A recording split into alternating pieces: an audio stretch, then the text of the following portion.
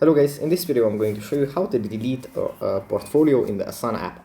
But before that, don't forget to subscribe, leave a comment down below, because at 10,000 subscribers I'm going to show you my whole YouTube revenue statistics and growth strategy.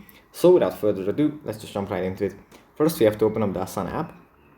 And here it opens up in the home menu, where we have our projects, portfolios and goals. From here we have to go into the portfolio section and then tap on the portfolio that we want to delete. Like this. And then in the top right corner we find three little dots. We can tap on those, and then at the bottom we find written with red, delete portfolio. If we tap on this, then this pop-up is going to appear like this, asking if we are sure that we want to delete this portfolio, and we can just tap on delete portfolio to proceed. And yeah, that's pretty much it for this video. Hope it was helpful for you guys, and I'll see you in the next one. Bye.